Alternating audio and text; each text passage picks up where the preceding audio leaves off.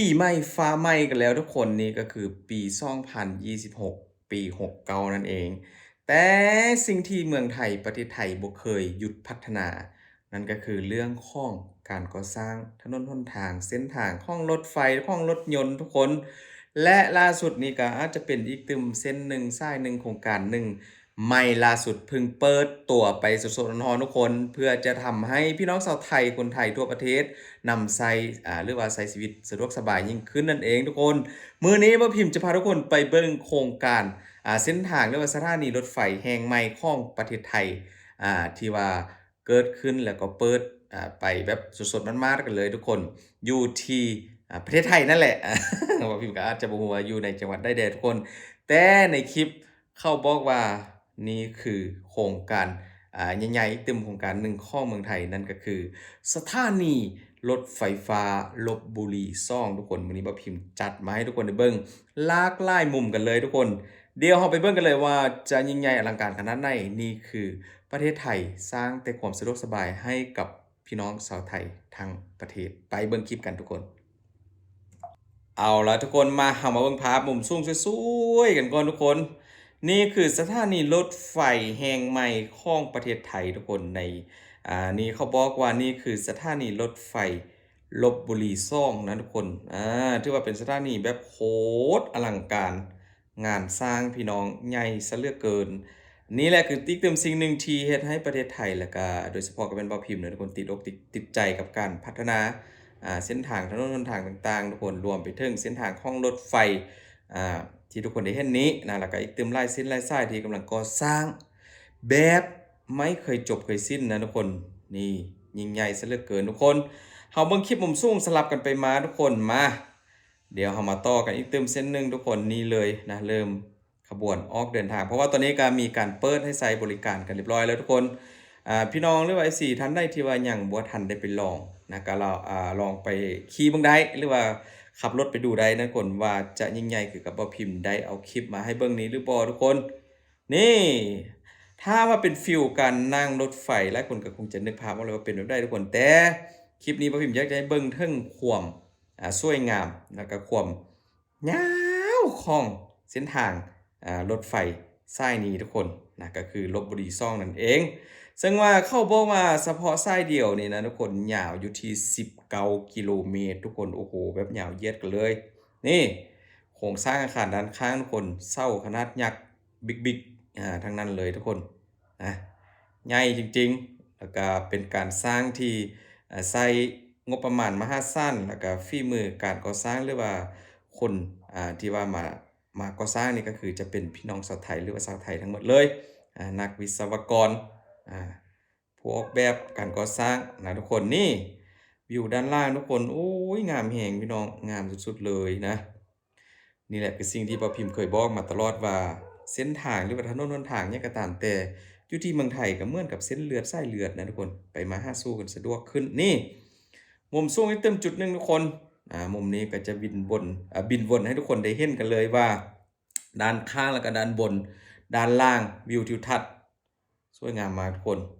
ที่เว้าพิมพ์สะดุดตาอีกเต็มจุดหนึ่งนะทุกคนก็คือเป็นเรื่องของเส้นทางอยู่ด้านล่างทุกคนงามมากทุกคนสวยมากนะนี่อยู่2ข้างทางนั่นเลยทุกคนที่ว่ามีรอยขีดเป็นสีเหลืองๆนั่นน่ะเว้าพิมพ์ว่างามหลายทุกคนนี่วิวทิวทัศน์มองไกลๆทุกคนสุดลูกหูลูกตาก็คือวิวของทุ่งไร่ทุ่งนาหัวสวนของพี่น้องประชาชนชาวไทยหรือว่าลพบุรี ทุกคนลพบุรีนี่คือจังหวัดใช่ไหมทุกคนขอพิมพ์ขออนุญาตถามมาดูบรรยากาศด้านในของสถานีทุกคนนี่ก็คือพี่น้องชาวไทยมาเริ่มใช้บริการกันแล้วจ้าทุกคนสวยมากนะสวยสุดๆทุกคนนี่เขาถ่ายจากด้านบนของสถานีให้ดูเลยถ้าว่าทุกคนขึ้นไปแล้วก็จะเห็นวิวประมาณนี้งดงามยิ่งใหญ่อลังการมาสลับมาด้านล่างอีกตึมเส้นหนึ่งทุกคนก็คือการถ่ายขึ้นด้านบนให้ดูโครงสร้างของเส้นทางของรถไฟนะคนว่ามันมีอะไรอ่าสวยงามขนาดไหนโอ้โฮพอพิมพ์เห็นเศร้านี่พอพิมพ์ก็ขนลุกแล้วพี่น้องเศร้าขนาดยักษ์บิ๊กมาฮึมมากันเลยที่ว่าเมืองไทยสร้างขึ้นมาเองกับมือทุกอย่างงบประมาณกับของไทยทั้งหมด นี่คือสิ่งที่ป้าพิมพ์น่าชื่นชมหลายทุกคนนะกับการทำแต่ละเส้นแต่ละสายอ่าอันนี้เป็นเพียงแค่จุดเดียวนะทุกคนเป็น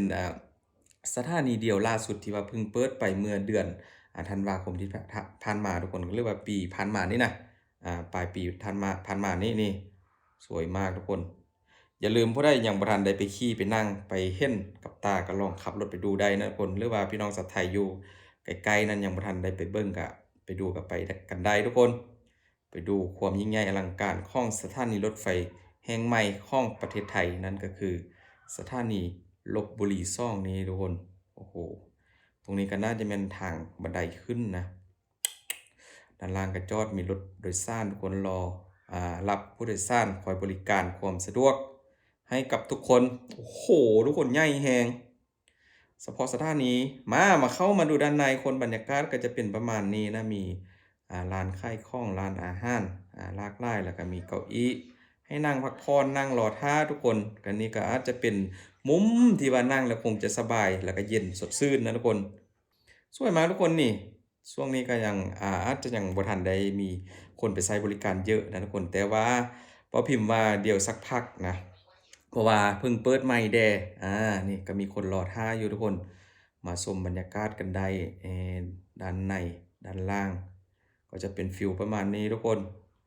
มาชมบรรยากาศด้านบนของรางรถไฟทุกคนอุ้ยมีประมาณ3-4เส้นทางนั้นคนที่แยกออกไปเดี๋ยวนี้อันนี้ก็อาจจะเป็นมุมที่ว่าขับเข้าไปในสถานีทุกคนเดี๋ยวให้ทุกคนเบิ่งไปว่าจะเป็นไปได้ทุกคนความยิ่งใหญ่มันคือมาของสถานีลพบุรีที่ซ่องนี่ทุกคนนี่โอ้โหกว้างมากนะทุกคนกว้างแบบสุดลูกหูลูกตาเฉพาะอันมุงจุดที่ว่ามุงหลังคาเนี่ยนะทุกคนโอ้โหวิวด้านข้างก็ไม่ธรรมดาเลยทุกคนวิวทิวทัศน์สีเขียวนี่มีผู้โดยสารรอท่าขึ้นรถไฟทุกคนนะบางคนเขาก็บอกว่านี่คือสถานีที่แบบสามารถเดินไปอะไรอะบ่แม่นเดินทุกคนนั่งขี่รถไฟไปถึงกรุงเทพได้ใช่ไหมใช่ไหมทุกคนผู้ใดมีข้อมูลรายละเอียดจุดนี้ก็บอกมาพิมพ์กันได้เด้อพี่น้องนี่ก็เป็นสิ่งหนึ่งที่ว่าสร้างความสะดวกสบายอีกจุดหนึ่งที่ว่าสำคัญหลายนะเกิดขึ้นใหม่ๆเมืองไทยไม่เคยหยุดพัฒนาก่อสร้างกันไปเรื่อยๆทุกคนมามุมด้านล่างทุกคนมุมด้านล่างที่ว่าถ้าทุกคนได้เห็นก็จะเป็นประมาณนี้นะมุมด้านข้างเป็นประมาณนี้กันเลยนี่รถไฟทุกคนตอนคอยค่ำลงแรงนะก็ยังเดินขบวนกันอยู่สวยมากทุกคน ตรงนี้เขาเรียกว่ารถไฟอะไรทุกคนที่ว่าเป็นรถไฟสายสีแดงใช่ไหมเพราะว่ามีแต่สีแดง นี่ตามความเข้าใจของพ่อพิมพ์นี้ทุกคนอันนี้ก็น่าจะเป็นทุ่งนานะอยู่ด้านล่างทุกคนอ่าว้าวมุมนี้แห่งงามทุกคนความยิ่งใหญ่สลับขึ้นมาด้านบนเมื่อกี้ดูด้านล่างกันแล้วอืมดูคลิปซ่องมาพิมพ์บ่ผิดหวังแน่นอนทุกคนอย่าลืมช่วยเป็นกำลังใจให้เบาพิมพ์กันแน่ช่วยกดไลค์กดแชร์ Subscribe ทุกคนช่วยดูโฆษณาเพื่อสนับสนุนเอาพิมพ์เล็กๆน้อยๆทุกคนนะช่วยมากทุกคนหลังจากปีใหม่ฟ้าใหม่ก็มีของขวัญพิเศษให้กับพี่น้องชาวไทยเยอะแยะกันเลยกับประเทศไทยเชื่อว่าปี69เนี่ยก็คงจะมีอย่างแบบเซอร์ไพรส์แล้วก็อลังการแน่นอนทุกคนรอท่าติดตามเดี๋ยวว่าพิมพ์จัดคลิปมาให้ดูก็แล้วกันนะทุกคนอันนี้ก็บ่พิมพ์กับข้อแสดงความยินดีนำพี่น้องชาวไทยนะแล้วก็ประเทศไทยหลายที่ว่ามีการพัฒนาไปเรื่อยๆแบบบ่หยุดบ่หย่อนทุกคนเร่งสร้างเร่งพัฒนา